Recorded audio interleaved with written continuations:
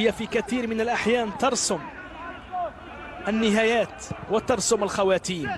كرة لنجم بن عكنون، هنا الخطأ وهنا الهدف. 1-0 لنجم بن عكنون في وقت الحديث عن الهدف الأول في هذه المباراة مع بالخيتر.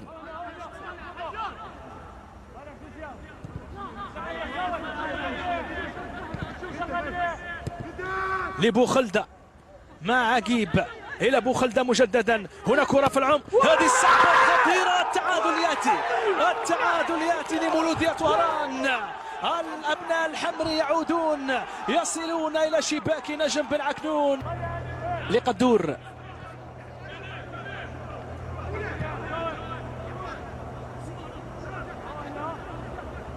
مع بالخيتر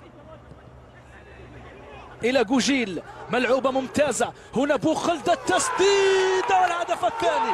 يا له من هدف، يا له من هدف من بوخلدة أسيست وهدف ثاني، ولا أروع ولا أجمل ولا أحلى في شباك نجم بن عكنون. كرة وهرانية ملعوبة تنتهي في شباك نجم بن عكنون. إنه الهدف الثاني لأبناء الحمري عن طريق بوخلدة صانع الفارق في الميدان.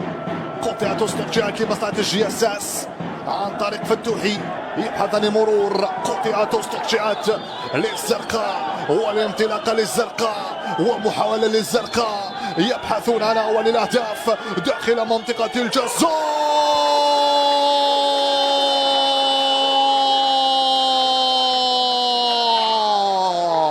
أول أهدافات المباراة عن طوايو. السعيد يضرب الكرة تقتدم بجدار الصد، ارتدت وما زالت لجياسو.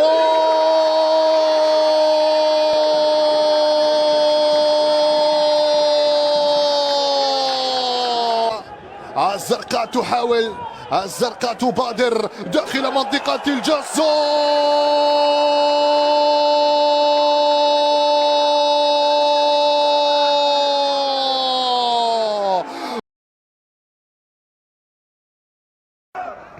ينفذها خطيرة، وربيعي ميلود ربيعي يتمكن من افتتاح باب التسجيل لصالح فريق النادي الرياضي القسنطيني بعد هذه الركنية. طبعا هو ميلود ربيعي الذي يتمكن من افتتاح باب، ولكن تسترجع من خير أسامة النشيط يمثل الكثير من النقاط منذ دخوله. تتحول هجمة معاكسة سريعة. هنا الخطورة معاك يا فتح الله الطار خطيرة.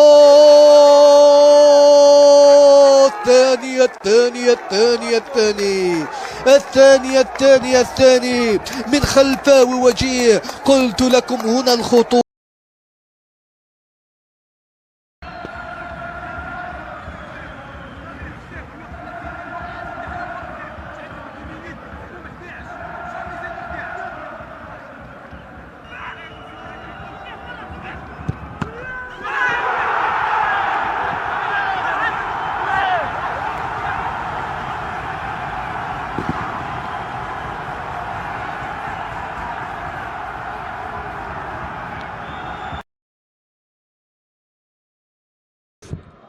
الفريق الرياضي الطائفي بكير في التصويبه.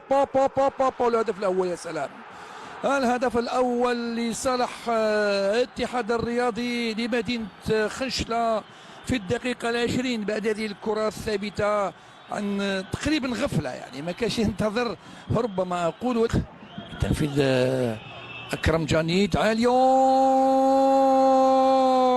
هدف تعادل من وفاق سطيف عن طريق اللاعب والظهير الايمن كمال حميدي براسيه، كان وحده في القائمه الثانيه، يعادل النتيجه في الدقيقه 41.